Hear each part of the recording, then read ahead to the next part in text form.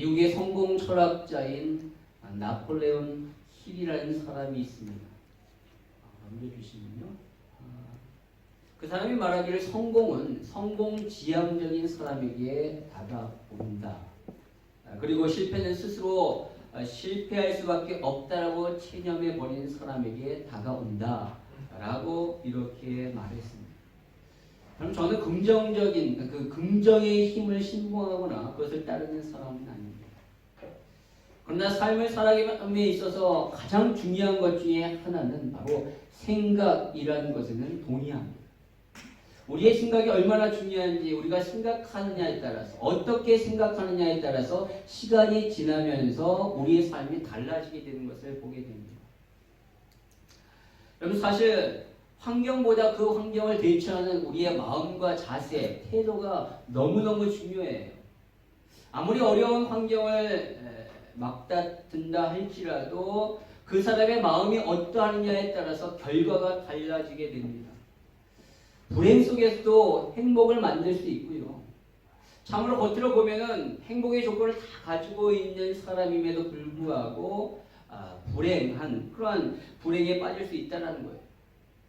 아무리 가난하고 힘든 상황 가운데 태어났어도 경제적 부를 추구할 수 있고 그것을 성공할 수 있으며 또 반대로 풍요로운 집안 가운데 넉넉하게 태어나서 얼마든지 이렇게 경제적으로 성공할 수 있는 그 조건을 가지고 있음에도 불구하고 얼마든지 또 실패하고 가난하게 살 수 있다는 겁니다. 2016년도에 발간된 책 중에서 한국의 자수성가 부자들이라는 책이 있습니다. 여러분 이것은 부자와 빈자들의 빈자를 결정짓는 8가지 생각의 법칙이라는 주제하에 쓴 책이에요. 이 책에 보면 400명의 부자들이 나오는데 그 중에서 자수성가한 사람, 즉 부모로부터 어떠한 그런 유산도 재물도 받지 않고 자기의 힘으로 노력해서 경제적인 성공을 이룬 사람들이 148명 나옵니다. 비율로 따져보면 37% 굉장히 많은 숫자예요. 여러분 근데 이들은 살아온 방식과 부를 축적하는 방법이 다 다릅니다.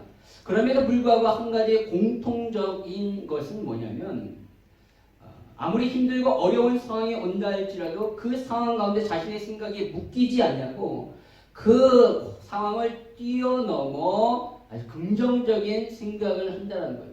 한 사람도 그 상황 안에 묶여져 부정적이지 않고 긍정적인 사고를 한다는 것입니다. 남들과 다른 역발상적인 그런 생각을 하는 거예요. 여러분 이 책의 한 부분에 보면요. 그 책에는 뭐라고 얘기하냐면 부정을 부정하라. 부정을 부정하라. 가지 않는 길을 먼저 가라. 모두가 아니라고 할 때 예스일 때다. 라고 말합니다. 무슨 말이냐면은 바로 안 좋은 상황 가운데 좌절하지 말고 생각을 바꾸면 그 상황이 역전될 수 있다는 겁니다. 그리고 이 책은 여기서 끝나는 것이 아니라 그 생각을 가졌다면 이제 생각에 머물지 말고 행동으로 옮겨라 라고 말합니다. 즉 어려운 상황 가운데 우리의 생각이 긍정적인 생각을 갖고 그 긍정적인 생각이 내 안에 가득 찼을 때 행동으로 옮기면 그러한 상황이 달라질 수 있다라는 것이죠. 여러분 이것은 맞는 말입니다. 진짜 맞는 말이에요. 또한 성경도 이것을 지지하고 있어요. 오늘 바로 본문이 바로 그 내용입니다. 그러나 한 가지 다른 것이 있어요. 세상이 말하는 긍정적인 그런 생각과 성경이 말하고 있는 그 생각은 한 가지 다른 것이 있는데 뭐냐면 바로 그 출처입니다. 어디서부터 오는 생각이냐는 거죠. 자수성가한 사람들의 이 긍정적인 사고는 자신의 내면으로부터 나오는 생각이지만 오늘 본문에 나오는 이 여호수아가 가지고 있는 이 생각은 바로 하나님으로부터 온 생각이에요. 바로 크리스천은 바로 하나님으로부터 온 그 생각을 가지고 있어야 한다는 것이죠. 하나님으로부터 나온 그 역발상적인 그 상황에 묶이지 아니하고 그 상황을 뒤집어서 생각하는 긍정적인 생각을 가질 때 상황을 역전시킬 수 있다라는 것입니다. 그럼 예를 들자면 바로 골리앗 앞에 다윗이 들어 있습니다. 많은 사람들은 그 골리앗을 보면서 그 엄청난 몸집과 그 목소리를 듣고 야, 우리는 이제 끝났다라고 이렇게 두려워했어요. 그러나 유일하게 다윗은 아니었다라는 것이죠. 다윗은 그 골리앗을 보면서 이거 돌팔매질하면 그냥 맞겠는데? 라고 생각한 겁니다. 그는 늘 양을 치면서 이리와 늑대가 왔을 때 돌팔매질로 그것들을 쳐서 무찔렀어요. 그런데 이것은 이 골리앗은 그것과 비교할 수 없을 정도로 엄청난 크기잖아요. 그러니까 이거 대충 던져서 다 맞겠다라는 거예요. 여러분, 그래서 그는 아주 자신있게 돌멩이 5개의 말을 가지고 그 골리앗 앞에 갔다라는 것입니다. 어디서 그런 자신감이 왔을까요? 어디서부터 그런 긍정적인 생각이 왔을까요? 자기 내면으로부터 온 걸까요? 아니면 자기의 경험으로부터 온 것일까요? 아닙니다. 성경은 바로 그 생각의 출처를 이렇게 밝히고 있어요. 사무엘상 17장 45절에 이렇게 말합니다. 우리 같이 한번 읽도록 하겠습니다. 시작. 다윗이 블레셋 사람에게 이르되 너는 칼과 단창으로 내게 나오거니와 나는 만군의 여호와의 이름 곧 내가 모욕하는 이스라엘 군대 하나님의 이름으로 내게 나아가노라. 나는 나의 긍정적인 사고를 가지고 너에게 나가는 것이 아니라 바로 만군의 여호와의 이름으로 나간다라는 겁니다. 하나님이 나와 함께 하심으로 말미암아 그에겐 두려울 것이 없는 거예요.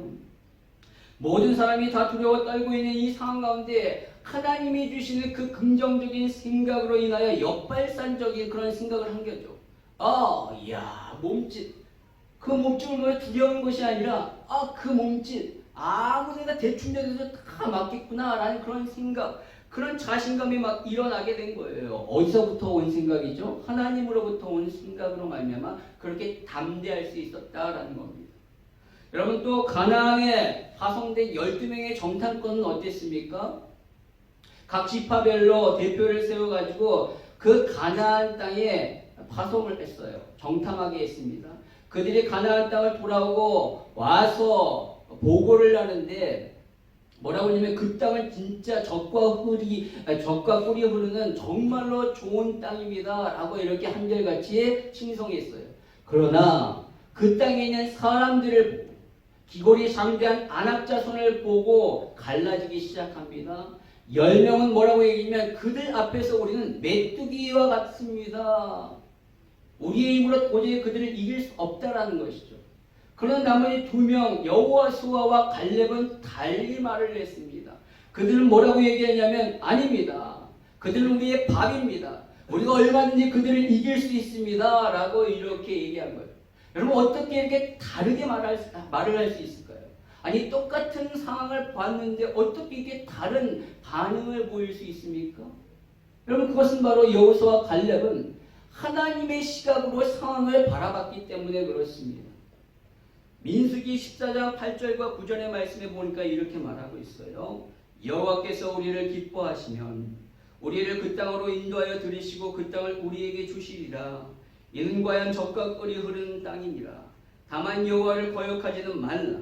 또 그 땅 백성을 두려워하지 말라. 그들은 우리의 먹이라. 그들의 보호자는 그들에게서 떠났고 여호와는 우리와 함께 하시니라. 그들을 두려워하지 말라. 그들의 신은 떠났대요. 그러나 하나님은 우리와 함께 하신대요. 그렇기 때문에 그 땅을 우리는 차지할 수 있다. 하나님이 기뻐하시면 우리는 그들을 이길 수 있다라고 얘기합니다. 여러분, 이 고백, 이 생각이 어디서부터 온 거예요? 하나님으로부터 온 거라는 거죠. 하나님이 주신 그 생각으로 말미암아 이들은 담대하게 이렇게 얘기할 수 있었던 거예요. 여러분, 그렇습니다. 우리가 어떻게 생각하느냐에 따라서 결과가 달라지게 돼요, 진짜. 결국 이들의 결과가 어떻게 됐습니까? 결론이 여호수아와 갈렙만 그 가나안 땅에 들어가고 나머지 그렇게 부정적으로 고백했던 10명과 그들을 따랐던 무리들은 다 광야에서 죽게 됩니다. 한 명도 들어가지 못해요. 20세 이하의 사람만 들어가겠죠. 똑같이 애굽에서 빠져나왔고 똑같이 광야에서 고생했고 똑같이 가나안 땅을 봤는데 이 2명만 들어갔어요. 바로 생각의 차이입니다. 생각의 차이. 그 생각은 어디서부터 온 거라고요? 하나님으로부터 온 생각이죠. 바로 하나님으로부터 온 그 생각을 가졌을 때 그 결과가 달라지게 되는 것을 보게 됩니다. 여러분, 저와 여러분의 생각이 바로 하나님의 생각으로 가득 차기를 소망합니다. 예, 바로 오늘 하나님이 여호수아에게 말씀하시는 거예요. 지금 두렵고 힘들지, 불안하지. 그러나 너의 생각으로가 아니라 나의 생각으로 바꿔라. 너의 생각이 아니라 나의 생각으로 너의 마음을 가득 채워라 라고 하시는 것입니다. 여러분, 그렇다면 오늘 여호수아가 처한 환경이 어떠하길래 하나님이 이런 생각을 그에게 주시는 것일까요? 바로 오늘 본문 1절에 보니까 이렇게 말하고 있습니다. 1절에 여호와의 종 모세가 죽은 후에 라고 말하고 있습니다. 지금 이스라엘은 40년간 자신을 이끌었던 그 모세가 죽었습니다. 애굽에 10가지 재앙을 내리고 홍해를 가르고 또 광야에서 만나와 메추라기가 내려지며 그리고 반석을 쳤을 때 물이 터져 나오게 하고 또 손을 들어 하나님 앞에 기도하니까 아말렉 군사가 완전히 무너지는 그 엄청난 역사를 이룬 그 위대한 모세가 죽었어요. 그러니 패닉 상태죠. 많은 사람들이 막 두려워 떨기 시작하는 거예요. 이제 우리는 어떻게 하는가? 이제 도대체 우리를 이끌 사람은 누구인가? 라고 불안에 떠는 거예요. 여호수아도 마찬가지입니다. 그가 모세를 도와서 전쟁에서 최전방에서 열심히 싸웠지만 그래도 그를 이끌었던 이 모세가 죽자 그 역시도 불안하고 두려워 떠는 거예요. 아니, 다른 어떠한 사람보다 더 그러했을 겁니다. 그런데 그때 하나님이 그에게 나타나 말씀하시는 거예요. 그에게 말씀하셔요. 여호와께서 모세의 수종자 눈의 아들 여호수아에게 말씀하여 이르시되, 드디어 하나님이 말씀하십니다. 그 말씀의 중요한 내용이 뭘까요? 오늘 그 하나님이 말씀하신 내용이 1절부터 9절에 쫙 나오는데 이 9절에 있는 내용 중에서 하나님이 진짜 그에게 가장 중요하게 하신 말씀, 오늘 이 본문에서 가장 많이 나오는 단어가 뭘까요? 한번 찾아보시겠어요? 가장 많이 나오는 단어, 하나님이 가장 많이 말씀하시는 내용, 그것이 뭘까요? 바로 제가 얘기하겠습니다. 강하고 담대하라. 6절에 보니까 강하고 담대하라. 7절에 보니까 오직 강하고 극히 담대하라. 9절에 보니까 내가 내게 명령한 것이 아니냐, 강하고 담대하라 라고 무려 3번씩이나 똑같은 말씀을 하십니다. 여러분, 9절 중에서 무려 석절이나 이렇게 말씀하신다는 것은 아주 중요하다는 거예요. 하나님이 오늘 여호수아에게 진정으로 하고 싶은 말씀이 이거라는 거죠. 강하고 담대하라. 여러분, 이 강하고 담대하라는 말이 무엇일까요? 이제 네가 싸워야 되니까 칼과 창으로 무장하라라는 말일까요? 적대를 이기기 위하여 작전을 잘 짜라는 말일까요? 훈련을 통하여 너의 군사력을 키우라는 말일까요? 아닙니다. 바로 너의 마음을 그렇게 강하고 담대하게 하라는 거예요. 너의 생각, 부정적이고 두려워하는 그런 생각을 버리고 강하고 담대한 생각으로 바꾸라라는 것이죠. 바로 하나님은 오늘 여호수아에게 그것을 말씀하시고 저와 여러분에게도 그것을 말씀하고 계신다는 겁니다. 여러분, 오늘 여러분의 삶 가운데 불안과 두려움에 여러분의 삶 가운데 그 모든 것들이 엄습해 왔습니까?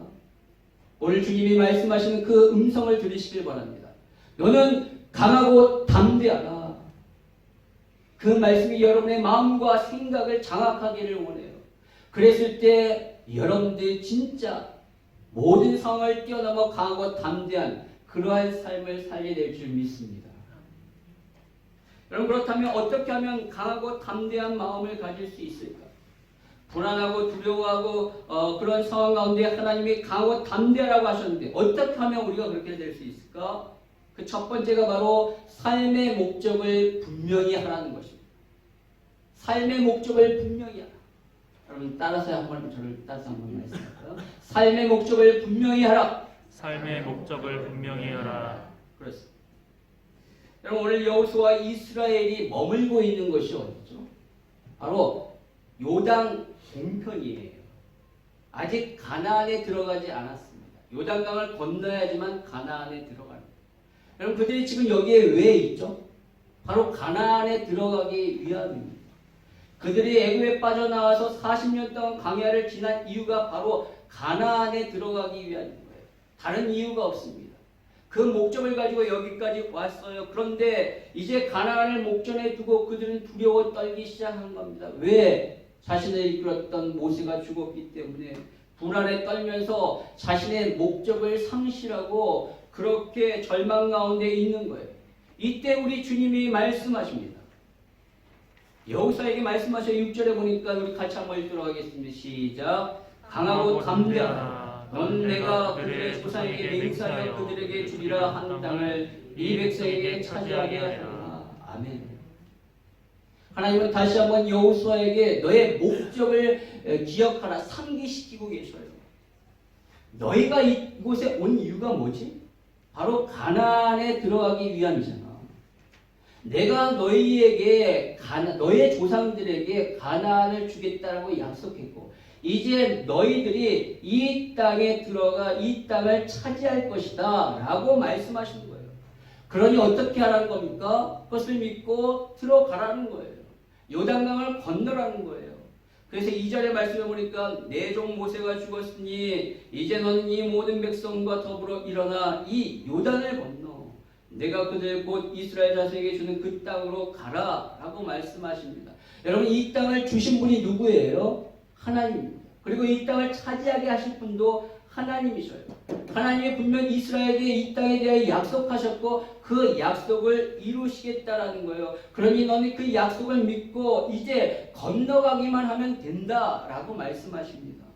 여러분 심지어 3절에 보면 하나님은요 그 땅을 이스라엘에게 주었다라고 말씀하셔요. 3절에 너희에게 주었노니 과거로 말씀하셔요. 여러분 그렇습니다. 가나안 땅을 차지하는 것은 이미 정해진 일이에요. 그런데 여러분 이것은 분명히 앞으로 일어날 일이라는 거죠. 이스라엘에 있어서는 이것은 미래의 일이에요. 이 땅을 차지하는 것은. 그러나 하나님의 시각에서 보면 이것은 과거의 사건이라는 겁니다. 이미 끝난 사건이에요. 아주 놀라운 시각이죠. 우리로서는 도저히 이해할 수 없는 그런 생각을 가지고 계신 분이 하나님이에요. 그런데 하나님이 이러한 상황에 두려워하고 있는 이스라엘을 향하여 여호수아를 향하여 너희가 이런 생각을 가지라 하는 거예요. 그 상황 가운데 너의 생각이 아니라 나의 생각을 가지고 이 상황을 바라보라는 거예요. 그러면 두렵지 않다. 강하고 담대할 수 있다는 겁니다. 왜? 이미 이루어진 일이기 때문에. 이미 승리가 보장되었음을 나는 알기 때문에 강하고 담대해질 수 있는 거예요.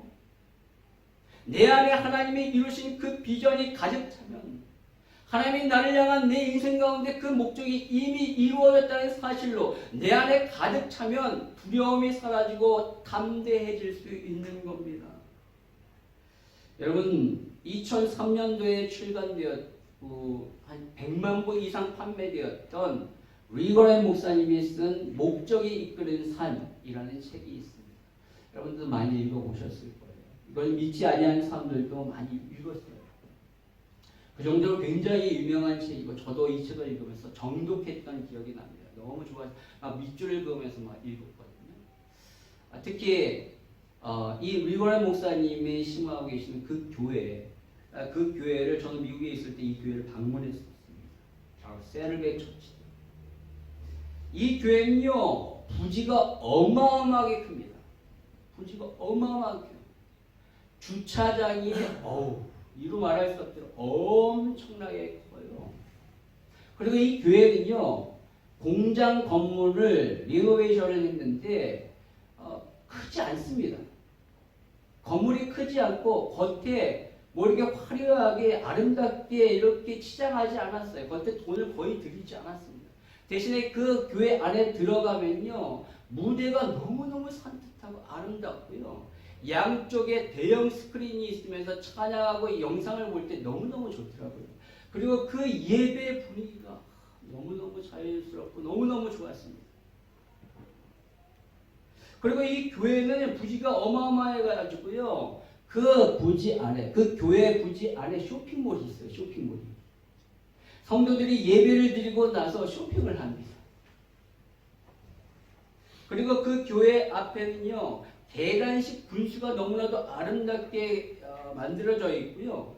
그리고 교회 앞마당에는 엄청나게 큰 앞마당에는 그때 제가 갔을 때는 겨울이었기 때문에 전기 화덕이 곳곳에 놓여 있고 그 화덕을 중심으로 이렇게 의자가 소파가 이렇게 놓여 있어요. 그래서 사람들이 예배 드리고 나서 커피 마시면서 거기서 휴식을 취하라는 것이죠. 여러분 이 교회가 이렇게 넓은 주차장과 교회 주변과 교회 시설을 이렇게 잘 갖추는 이유는 단 한 가지예요. 한 가지의 목적 때문에 그렇습니다. 그것은 바로 구도자 예배를 드리기 위해서. 즉 불신자와 복음에 관심 있는 자를 구원하고 그들을 교회화시키기 위한 목적입니다. 그러니까 불신자와 초신자들이 계속적으로 교회에 오고 싶은 그런 교회로 만들기 위하여 그렇게 하는 거예요. 목적이 있는 교회라는 거죠. 여러분 이 책에 나오는 내용 중에서 두 종류의 삶이 소개됩니다. 하나는 목적이 이끄는 삶, 또 한 가지는 필요가 이끄는 삶이에요. 기억하십시오. 목적이 이끄는 삶, 또 한 가지는 필요가 이끄는 삶. 삶에서 꼭 이뤄야 할 바른 목적을 세운 인생은요, 힘이 있고 안정되며 보람이 있다는 거예요. 그러나 목적이 없이 당장 필요한 것에 쫓겨가는 인생은 흔들리고 방황하고 무의미하다는 것입니다. 여러분 많은 크리스천들이 하나님을 만난 구원의 감격이 있었지만 시간이 지나면서 그러한 감격과 기쁨이 사라지고 동기가 시들해지는 경우를 보게 됩니다. 그러면서 영적 성장이 멈춰버려요.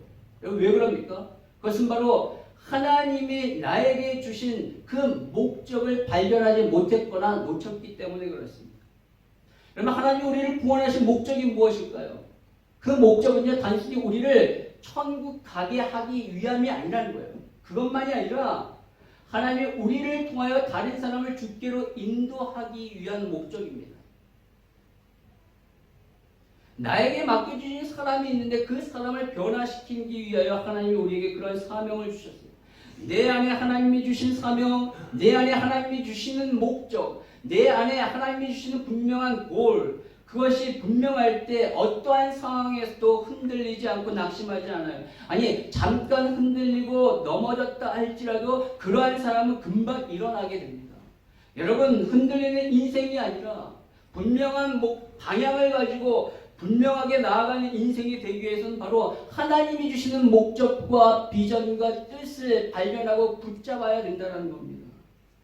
오늘 하나님은 여호수아에게 그것을 말씀하십니다. 다시 그에게 너네가 잠깐 놓쳐버렸던 그 목적 비전을 다시 붙잡아라는 거예요. 모세가 죽음으로 말미암아 두려워서 잃어버렸던 그 비전, 놓쳐버렸던 그 비전 다시 한번 붙잡고 일어나라는 겁니다. 오늘 이 말씀 앞에서 여러분의 삶 가운데서 분명한 비전이 여러분 새겨지기를 원합니다. 분명한 비전이 있어요. 여러분 여러 가지 사람마다 하나님이 주시는 비전이 달라요. 그러나 그 비전의 가장 아주 중요한 분명한 그 비전의 기준이 있는데 그 비전은 바로 여러분을 위해서가 아니라는 거예요. 하나님이 여러분에게 주시는 비전은 여러분의 삶을 위해서가 아니라 여러분이 아니라 다른 사람을 위하여 하나님의 영광을 위하여 주시는 비전이라는 거예요. 여러분 그 놀라운 비전을 단단히 붙잡고 흔들리지 아니하는 여러분의 삶이 되기를 주님의 이름으로 축복합니다. 여러분 두 번째로 강하고 담대하려면 바로 매일의 삶 가운데 하나님의 말씀대로 살아야 합니다. 오늘 8절의 말씀을 같이 한번 읽도록 하겠습니다. 시작. 이 율법책을 내 입에서 떠나지 말게 하며 주야로 그것을 묵상하여 그 안에 기록된 대로 다 지켜 행하라. 그리하면 내 길이 평탄하게 될 것이며 내가 형통하리라. 여러분 우리는 내가 처한 상황과 환경을 보면 두렵습니다. 무서워요. 우리 너무너무 연약하기 때문에 조금만 어려운 문제가 오면요 낙담되고 두렵습니다. 그러나 우리 주님의 말씀이 내 안에 들어와 나를 장악하며 내 생각과 마음과 영혼을 장악하면 두려움이 사라지고 담대하게 될 수 있습니다. 바로 하나님이 그것을 아시기 때문에 오늘 여호수아에게 너는 말씀을 주야로 묵상하라. 상황을 보면 내 생각을 자꾸 곱씹게 되고 내 생각을 묵상하게 돼요. 그러면 두렵고 불안하고 염려스러워요. 그러나 그 상황을 그 상황 가운데 처했더라도 하나님의 말씀이 들어와 그 말씀을 자꾸 묵상하면 그 두려운 상황 가운데 내가 두렵지 않게 되는 거예요. 담대해질 수 있는 겁니다. 말씀을 묵상하라는 거예요. 여러분, 새는요 열흘 동안 먹이를 먹지 않으면 죽습니다. 개는요 20일을 먹지 않으면 죽는데요. 사람은 약 보름 정도 먹지 않으면 죽죠. 근데 여러분, 거북이는요 500일을 굶었을 때 죽습니다. 여러분, 거북이 성도가 있습니다. 바로 하나님의 말씀을 먹지 않고도 사는 성도죠. 그는 살았지만 죽은 겁니다. 겉으로는 살았지만 그 영혼은 영양실조에 걸려 있어서 점점 죽어가고 있다라고 아시면 됩니다.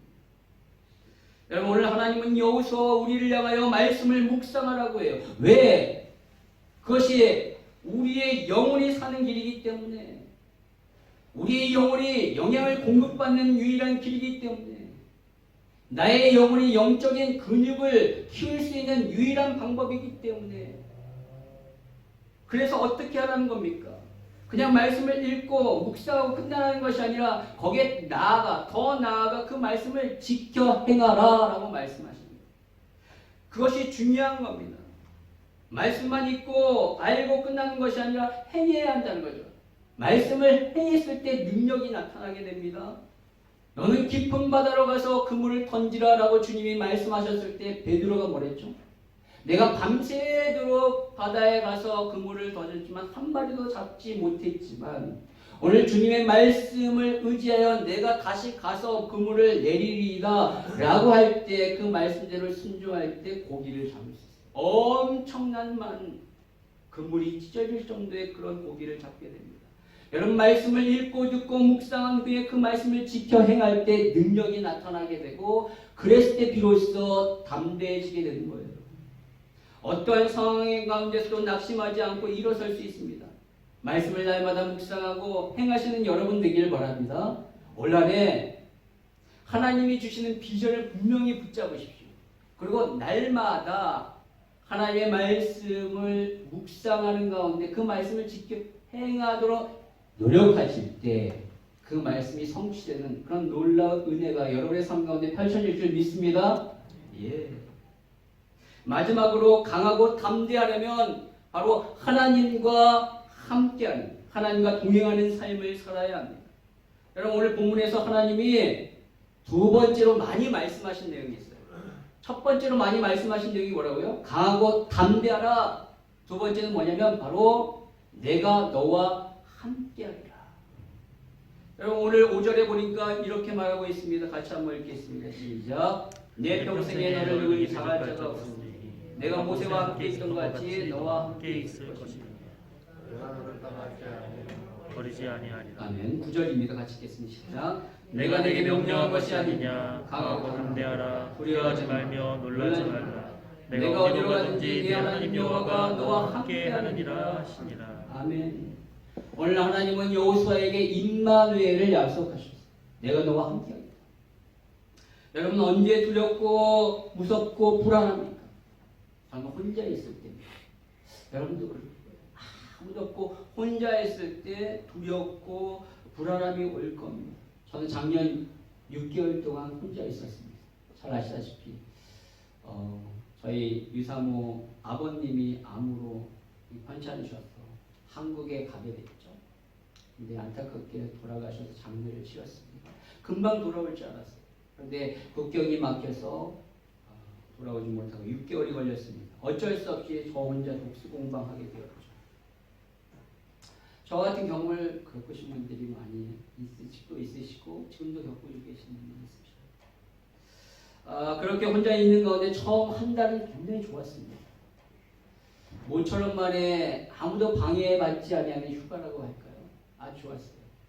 그런데 2달이 지나고 석 달이 지나면서 너무너무 힘들어지기 시작했습니다.